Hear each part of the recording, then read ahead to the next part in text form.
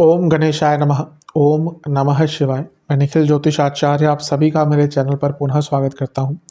आशा करता हूं कि आप सभी स्वस्थ होंगे। महादेव की कृपा आप सभी पर सदैव बनी रहे।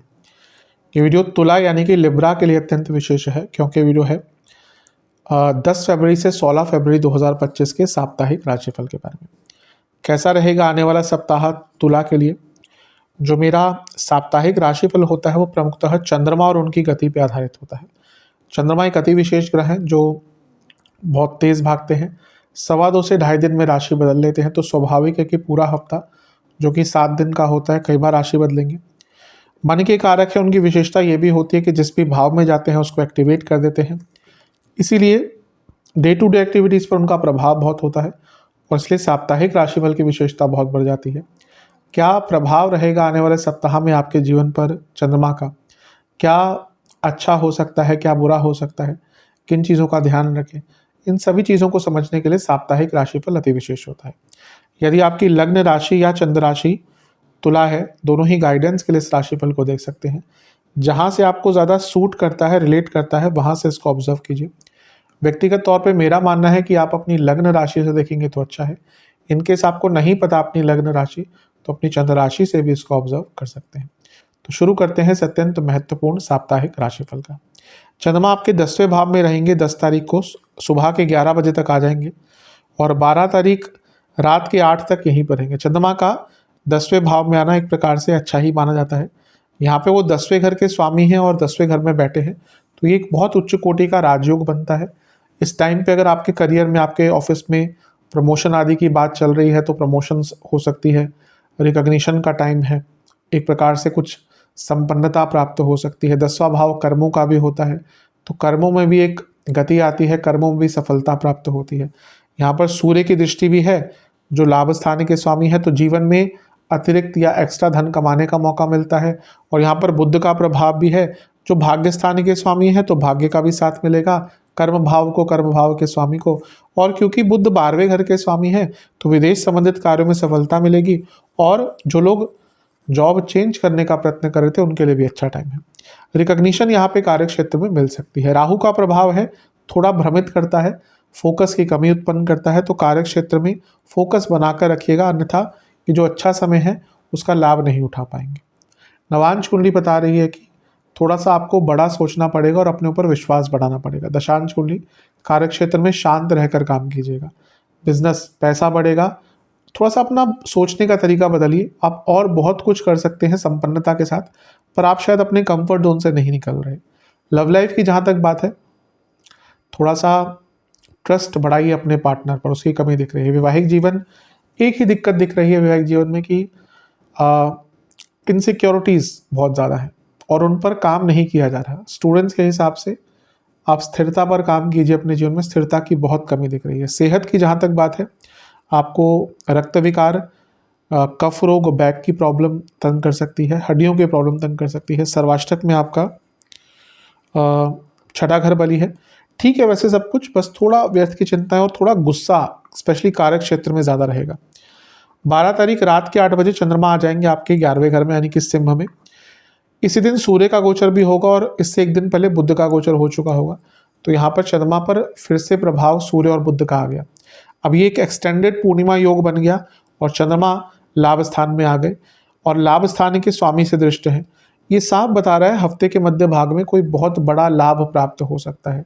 करियर की बात करें, बिजनेस की बात करें, जीवन में अपॉर्चुनिटीज़ की बात करें, नया स्रोत पैसे कमाने की बात करें, बहुत अच्छा है।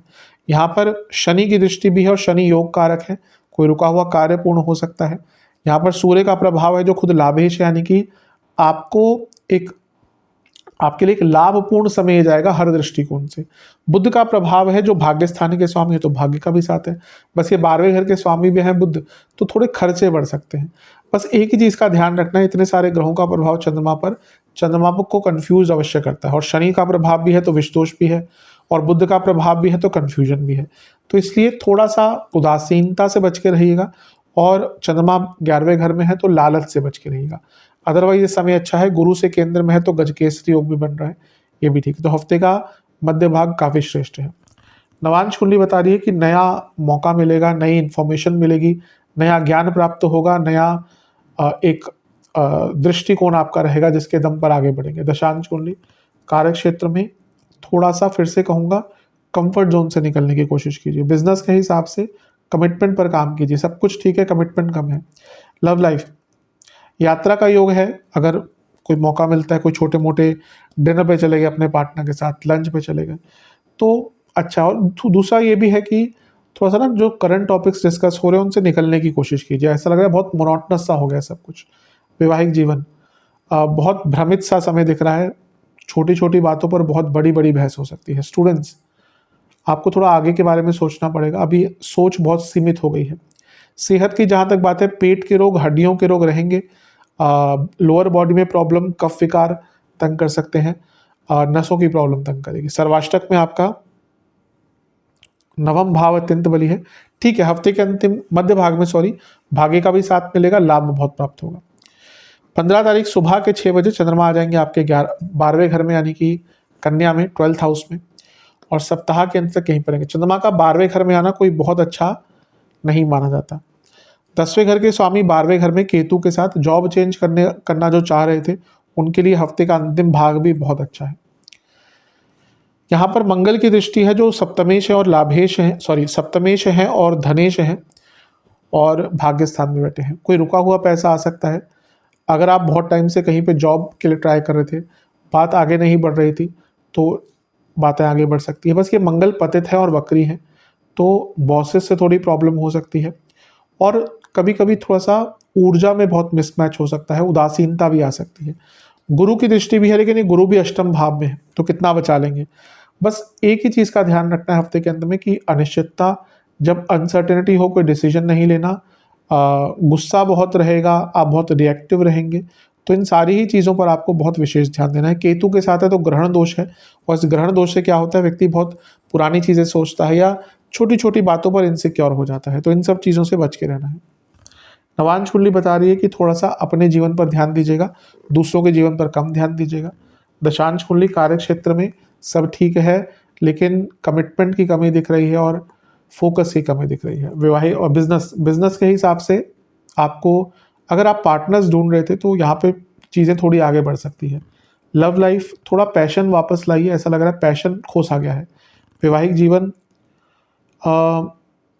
बहुत चेंजेस आ रहे हैं आसपास आपके और आपके पार्टनर के व्यक्तित्व में, समय के साथ होता भी है, लेकिन उनके साथ एडजस्ट नहीं कर पा रहे, इस पर विचार कीजिए। स्टूडेंट्स के लिए बहुत अच्छा टाइम है, थोड़ी सी गाइडेंस ले लीजिए किसी से, अगर कोई एग्जाम वगैरह है, क्योंकि दिख रहा है कि किसी की गाइडेंस आपको बहुत कम आएगी।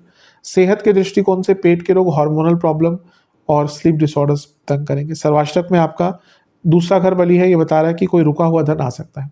उपाय के स्वरूप में दुर्गा जी को किसी भी मिष्ठान का भोग लगाकर एक घी का दिया अर्पण कर दुर्गा चालीसा का 2 बार पाठ कीजिएगा। आशा करता हूँ कि वीडियो काम आएगी। चैनल पर नए हैं, सब्सक्राइब कीजिए, वीडियो को लाइक कीजिए। मिलता हूँ अगली वीडियो में, तब तक के लिए ओम नमः शिवाय।